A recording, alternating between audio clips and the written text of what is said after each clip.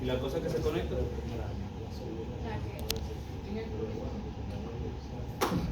La cosa que se conecta está en el culito. ¿Saben que estamos live ya? ¿Verdad que sí? Bien. Nada, vamos a comenzar. Buenos días. Buenos días. El día de hoy, por petición del doctor Ubiel López, quedamos en culminar con asincronías del paciente ventilador.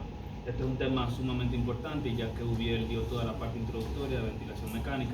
Entonces es importante que aprendamos a identificar las principales asincronías que vamos a encontrar entre el paciente y el ventilador. Es un tema extremadamente importante, usualmente poco reconocido, usualmente poco estudiado y que usualmente se maneja de una forma incorrecta, porque muchas veces lo que hacemos cuando hay una sincronía es aumentar sedación, cuando ese debería ser el último paso para manejar una sincronía. Primero es tratar de acoplar al paciente al ventilador. Muy bien. Se define una asincronía paciente-ventilador como cualquier condición en la cual la interacción entre el ventilador y el paciente no es óptima. Es decir, que no está como tú lo seteaste normalmente en el ventilador. Aproximadamente el 25% de todos los pacientes que están en ventilación mecánica en la unidad de cuidados intensivos desarrollan algún tipo de asincronía.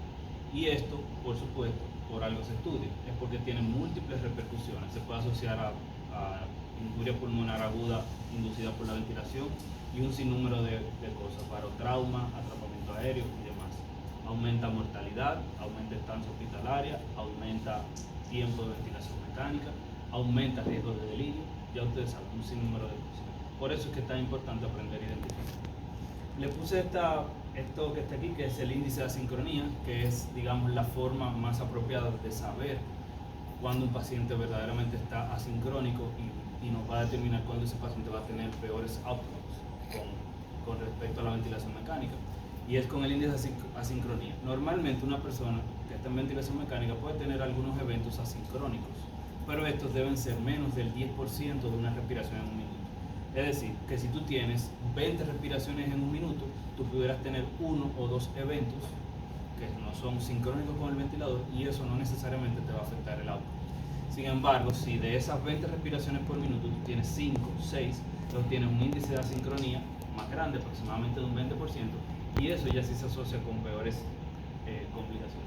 Eso es. Ahora, la forma de calcularlo, ustedes dividen la cantidad de sincronía que haya en un minuto entre la frecuencia respiratoria y la multiplican por 100.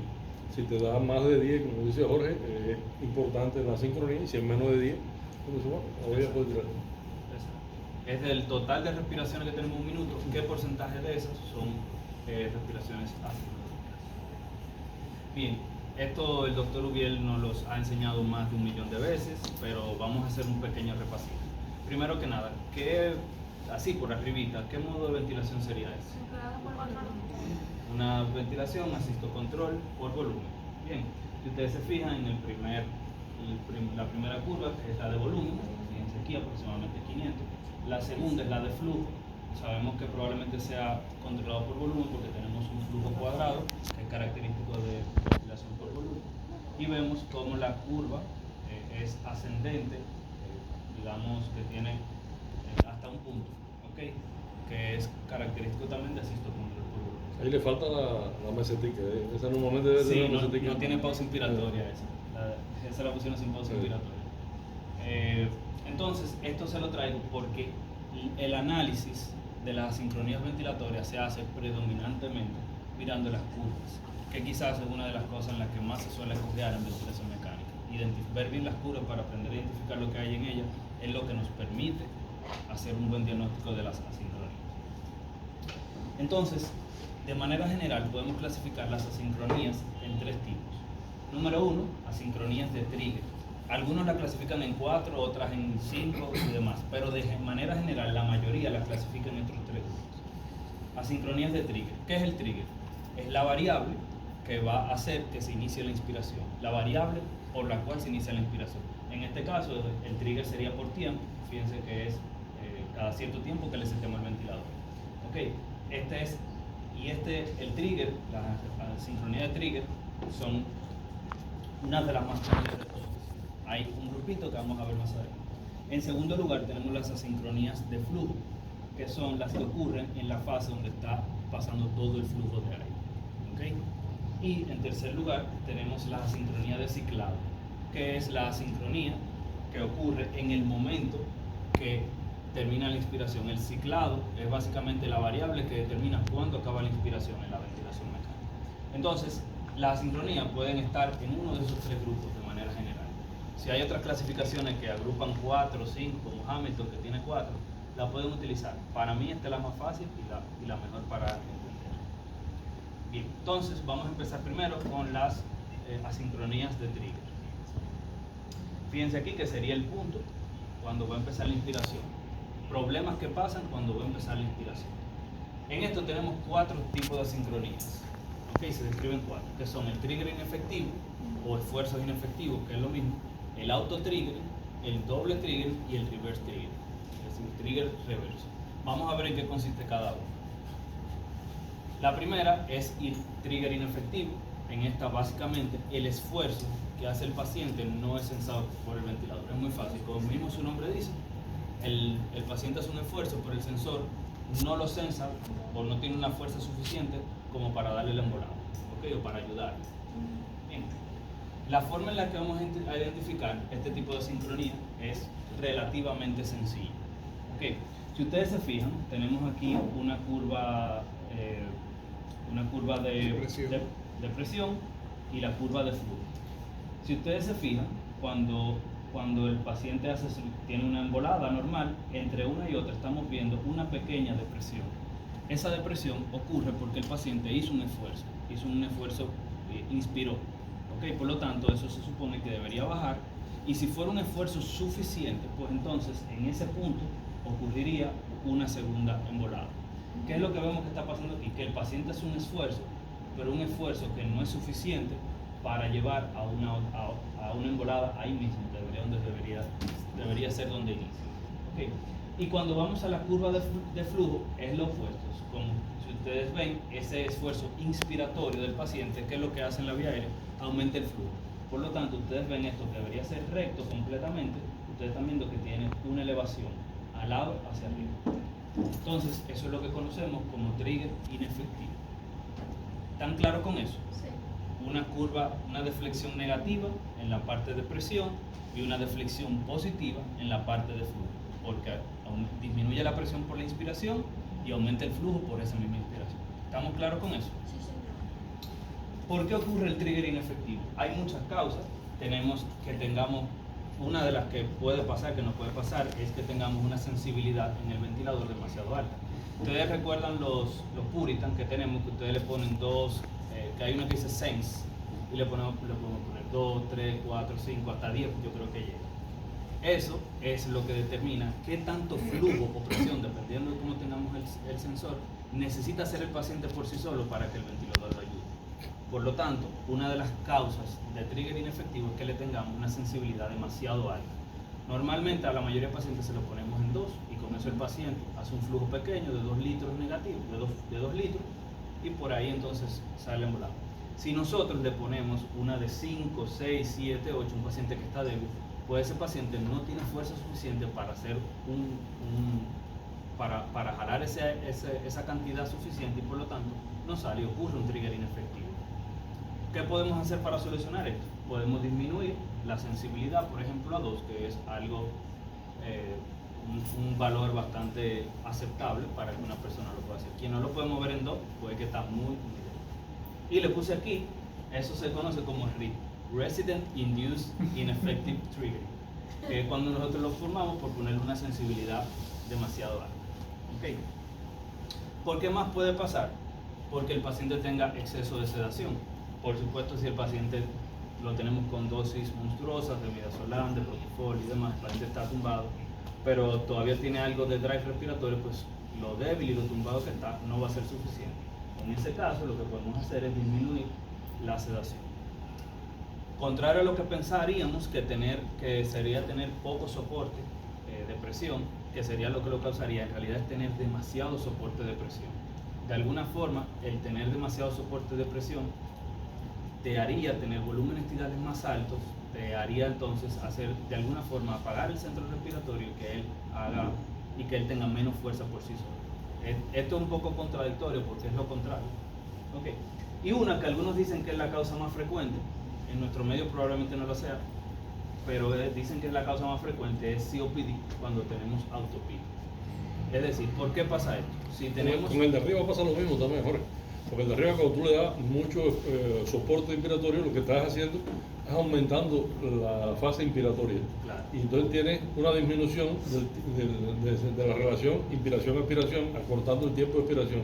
Claro. Y te va a producir lo mismo, te va a producir hiperinsuflación, claro. Se va a llenar de aire y no va a ser capaz de provocar el esfuerzo negativo que es el que va a disparar. Exacto. Entonces lo mismo que hace el sí, eso lo causa, también causa hiperinflación y por eso. Bien, ¿qué pasa en el caso de que tengamos autopico con pacientes con COPD o puesto por nosotros? Que en este caso, si nosotros tenemos un umbral que debe ir normalmente, bajar este pedacito para que se desencadene la embolada, nosotros al tener autopico tenemos una presión mucho más alta. Entonces, la fuerza que tiene que hacer ya no es de aquí a aquí, sino que es desde aquí hasta aquí. Tiene que hacer muchísima fuerza. Y por eso es que el autopico dicen que es una de las causas más importantes de que se desarrolle autopico. Pero una de las formas de resolverlo es darle pico. Entonces, porque tú estás subiendo la otra para que él tenga que hacer menos esfuerzo. Exacto. Una de las cosas es hacer igualar la PIC o llevarla a un 80% de la PIC que ya el paciente manejaba. Y en el caso de manejo farmacológico, por supuesto, ponerle broncodilatador. En ocasiones es desconectar al paciente del ventilador y vaciar el pecho. En ocasiones hacer maniobras para manejo de hiperinsuflación y demás. ¿Están claros con esta parte? Esta es bastante sencilla, esta quizás no tenga mucho problema. En cuanto a ese mismo trigger inefectivo, la mayoría de los ventiladores te permiten cambiar cómo tú haces el trigger, si es por presión o por flujo. La mayoría de aquí siempre los usamos por flujo, pero una de las formas que tú pudieras resolver un trigger, si no es ninguna de esas que están ahí, es que si tú tienes tu trigger por presión y el paciente no puede vencer la presión, cambiarlo a que lo cese por flujo. Exactamente. Mayormente siempre lo tenemos por flujo. Sí. Y en el caso de COPD probablemente pasa más cuando es usando por presión, más que por flujo, porque tú tienes que vencer una presión mucho más alta. Bien, claro, con un trigger inefectivo. Si quieren agregar alguna otra causa y forma de manejarlo, lo pueden hacer. Bien, tenemos el segundo, que este sí es fácil, lo vemos con mucha frecuencia, que es el autotrigger. El autotriggering no es más que cuando se le da una respiración al paciente que no está programada ni por el ventilador ni por el paciente. Es decir, tú no seteaste esa frecuencia ni es el drive respiratorio que tiene el paciente. Okay. Sino que hay algo, probablemente en la tubuladura del paciente, del ventilador, del equipo, que está provocando que se desencadene el autotrigger. Si ustedes lo ven, ustedes se pueden fijar aquí en la curva presión y volumen, fíjense que no bien termina uno y sale otra. Ahí tendría que tener una frecuencia respiratoria como de 100 respiraciones por minuto.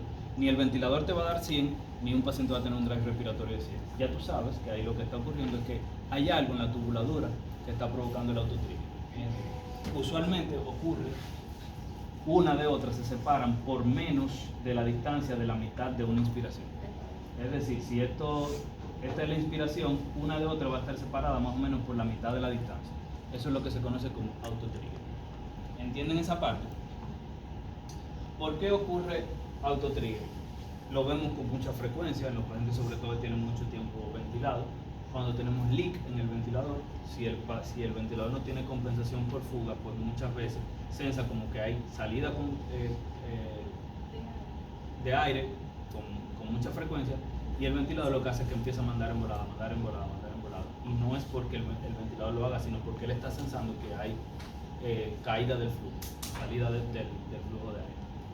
Otra, que es probablemente la más común que nosotros vemos, es condensación. Con condensación nos referimos a que hay líquido dentro de la tubuladura. Eso lo vemos muchísimo en los pacientes ventilados de larga data que tienen humidificación y que tienen muchas secreciones, que cuando le caen muchas secreciones a la tubuladura, hay un momento en el que el paciente empieza a hacer autotrigger, y es porque está lleno completamente de secreciones, y ese mismo movimiento de las secreciones dentro de la tubuladura desencadena las emboladas.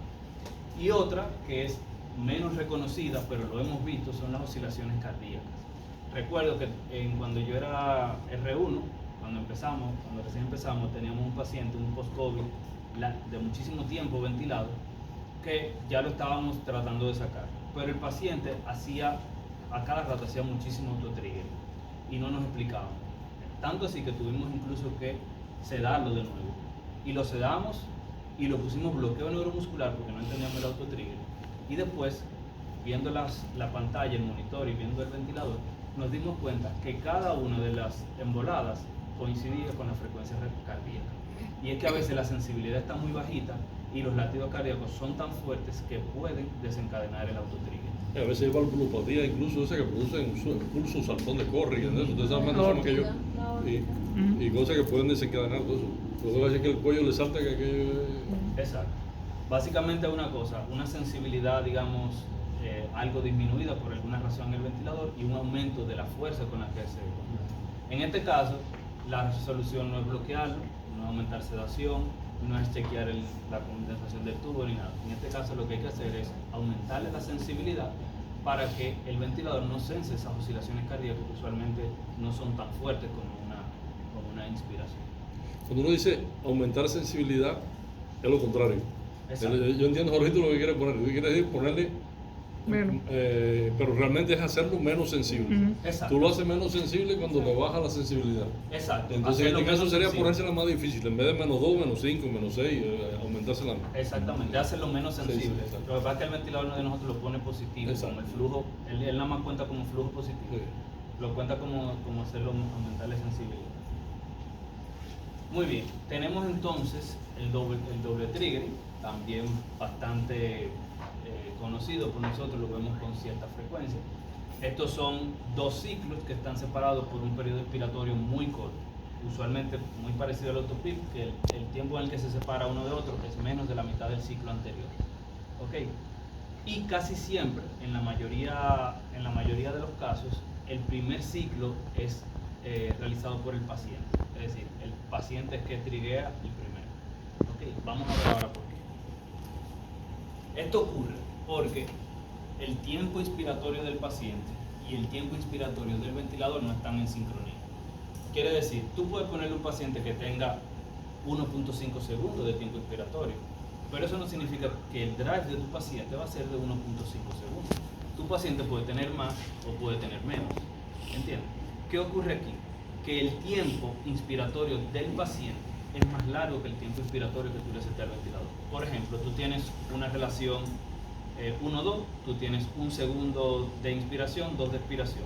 Pero el paciente decide que él no quiere tener 1 segundo, sino que por cosas propias de él tiene 1.5 segundos.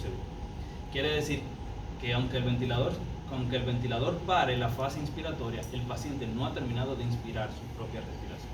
¿Entienden esa parte? ¿Van claros con eso? ¿Y qué pasa entonces? Eso lo que va a provocar es que como él sigue haciendo su inspiración después que el ventilador dio su embolada, el ventilador vuelve a censar ahí mismo el segundo y le da una segunda embolada. Y en eso es que consiste autotrigger. Doble trigger. ¿Claros con esa parte? ¿Entendieron lo que pasa?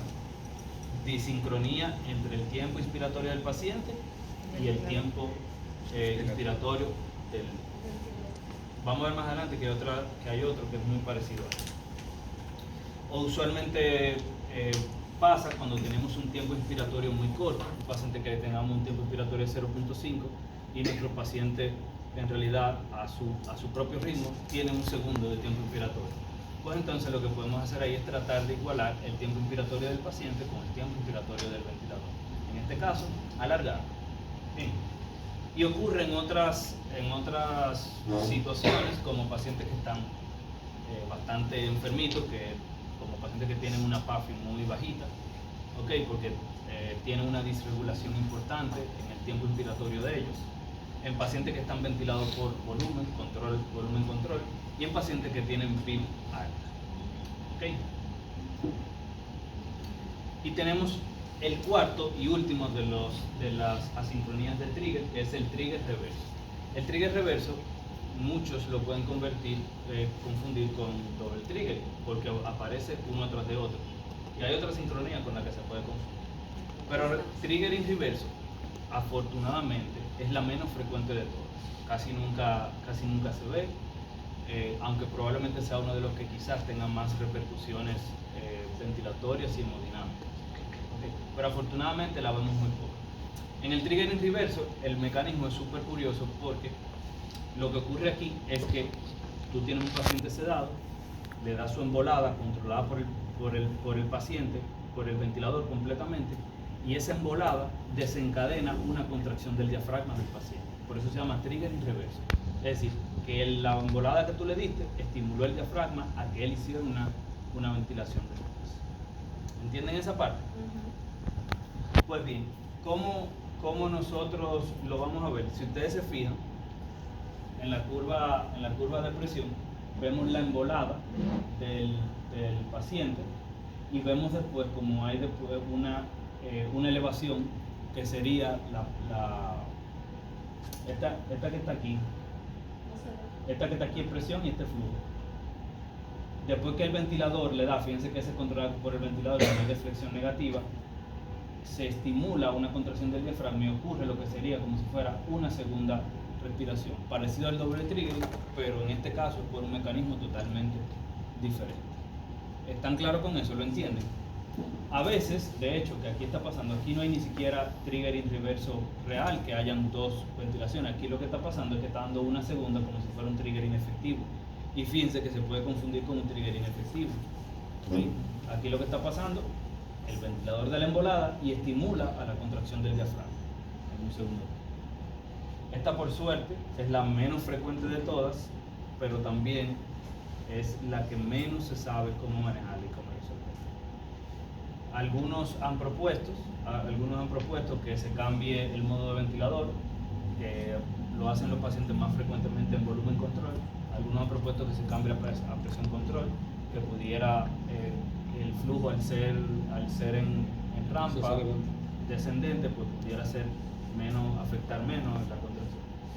Y algunos dicen que es paciente que están muy poco sedados, que están muy despiertos. En esto tenemos que poner la balanza. Está muy despierto y está haciendo trigger reverso. ¿Qué hacemos? ¿Le aumentamos sedación? ¿Le damos bloqueo neuromuscular? Pudiéramos hacerlo y pudiera resolverlo, pero tenemos que también tener la balanza de que más sedación y más bloqueo neuromuscular es peor para los pacientes. ¿Okay? Entonces, esto es un tema de bastante debate, poco estudiado y no se sabe bien qué hacer con el trigger reverso. Por suerte es el menos frecuente del mundo. Muy bien, volvemos aquí entonces a la curvita y nos vamos ahora con las de flujo.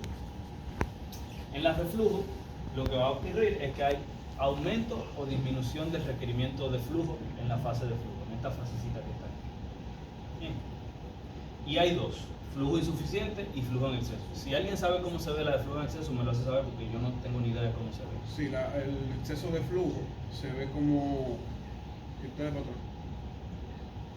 Ok, en la fase de insuflación de la curva de flujo se ve como una punta, o sea, dame el...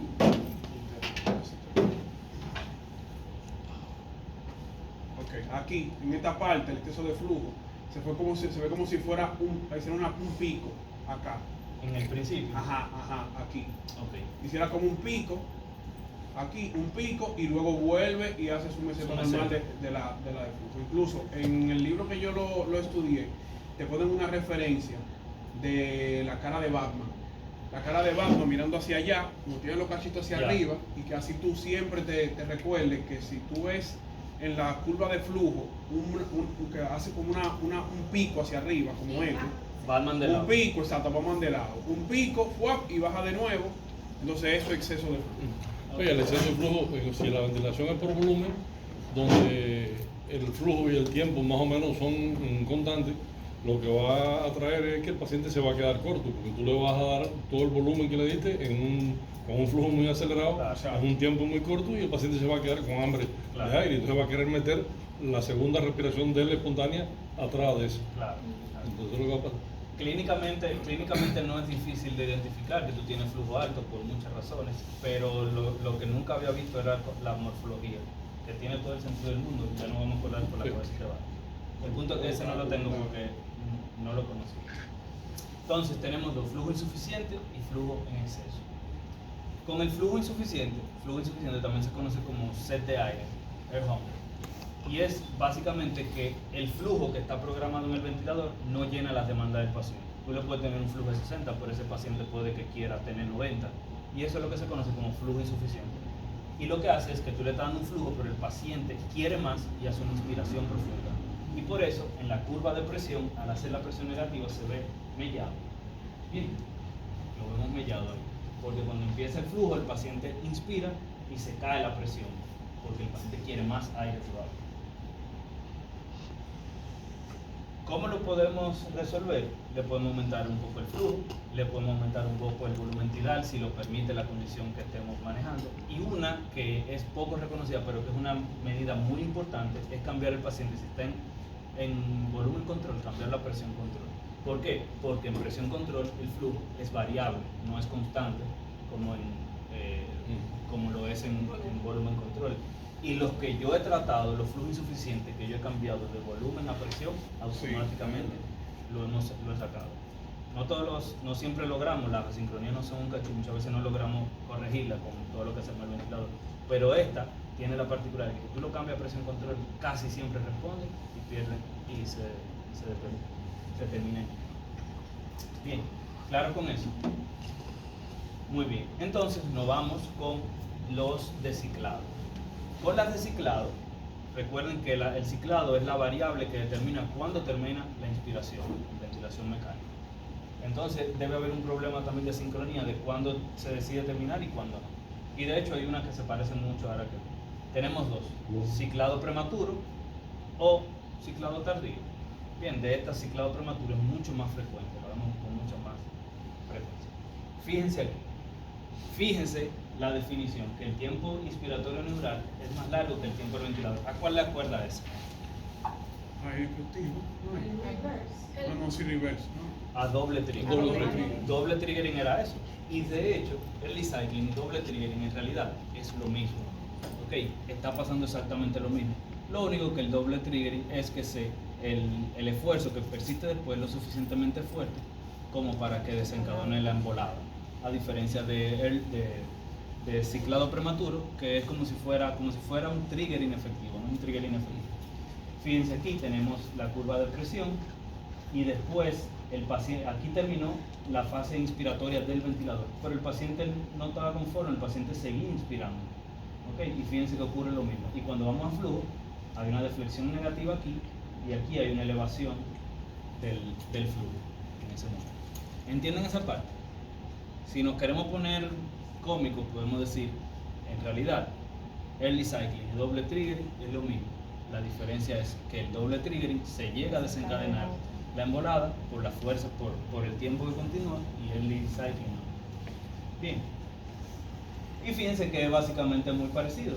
Cambiar ajustar lo que pasa es que el tiempo neural es mucho más largo y hacemos básicamente lo mismo y tiene un manejo, digamos, bastante similar.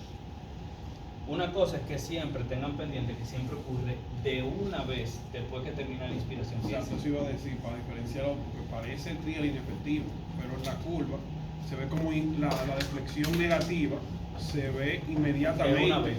Termina la fase inspiratoria. Fíjense que termina la fase inspiratoria y de una vez ocurre el cambio, a diferencia del trigger inefectivo que usualmente sería más cerca de la que de la va a segunda. iniciar, De la segunda. Ya, Trigger la inefectivo siguiente. ocurre más para adelante. Bien. Inefectivo no. Ajá, trigger inefectivo. Ok. Y tenemos finalmente ciclado tardío, delay cycling. Delay cycling es lo opuesto. El tiempo inspiratorio del paciente es más corto que el tiempo inspiratorio del ventilador. ¿Y qué ocurre? El paciente, el ventilador le da la embolada y el ventilador no ha terminado de darle toda la embolada y el paciente sí la terminó. Por lo tanto, empieza a expirar él, empieza a botar el aire. ¿Qué va a pasar entonces? Tú estás metiendo el mismo volumen de aire que tú tenías en un espacio más pequeño porque estás contrayendo todo. ¿Qué pasa con la presión? Al final te hace un piquito, ¿ok? Y hace ese piquito ahí. En la curva de flujo ocurre lo contrario, que tiene una caída.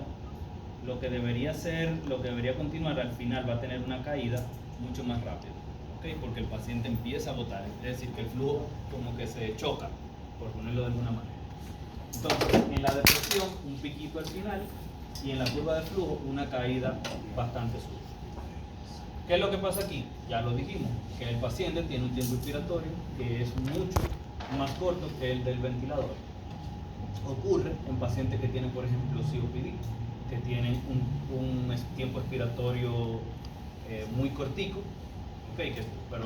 Y por el contrario tienen un tiempo expiratorio muy largo. Recuerden que es el problema en COPD: inspiración larga y expiración muy corta. En eso, si tú le seteas a uno el ventilador que tu tiempo inspiratorio sea de un segundo, pues entonces no va a ser suficiente, porque un paciente con COPD tiene un tiempo inspiratorio mucho más largo. ¿Entienden esa parte? Sí. Y aquí lo que podemos hacer, aquí lo tratamos de lo contrario. Lo que hacemos es que acortamos el tiempo inspiratorio del ventilador. Bien. En el caso de que eso ocurra en presión soporte, o sea, cuando el paciente ya está respirando espontáneamente, lo que podemos cambiar es el porcentaje para el ciclado.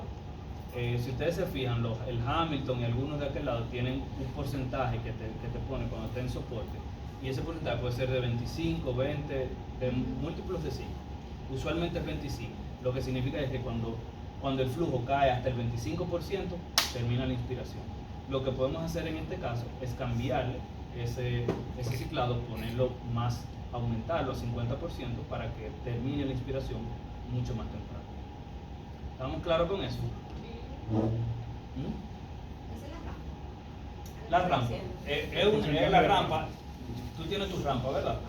Tú tienes tu rampa. El porcentaje es, ¿a qué porcentaje de ese flujo es que él te va a cambiar de inspiración a expiración? Y así se corrige en esa. Muy bien, vamos entonces a ver algunos. No tienen que hacer, vamos a tratar de hacer los diagnósticos analizando la curva. Cuando la analicemos, ustedes dicen cuál va a ser el más probable. Y háganlo por turno, levantando la mano. Vamos a ver.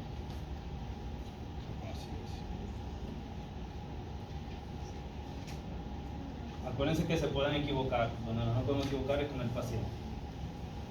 ¿Cuál creen que pueda ser esa sincronía? En primer lugar, ¿es una sincronía? No. No, ¿por qué? Puede que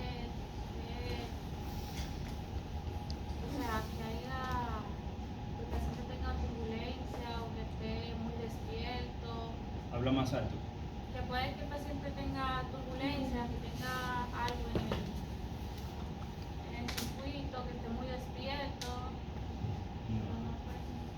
Primero que nada, ¿qué sería, o sea, qué onda, qué sería esto? Eso sería flujo. La de arriba sería flujo y la de abajo sería presión. Entonces, ¿qué te parecen esas curvas? ¿Son las curvas normales de flujo y presión? El paciente en asisto control por volumen. Algo está mal. ¿Qué entonces tú ves mal? ¿Dónde tú ves el problema principal? Kenia, ¿qué tú crees? Es que no se ven, o sea, no se ve en la morfología, no se ve de una curva normal. Pareciera como si hubiera algo en la tubuladura, agua. Yo creo que la curva está al revés. Arriba presión, abajo flujo. Sí, siquiera sí, se arriba, ve. arriba presión. Pero la de Tiene el- flujo no tiene el tiene la trigger, morfología. Arriba presión. Presión ¿no? negativa y sube. La de flujo no tiene la morfología.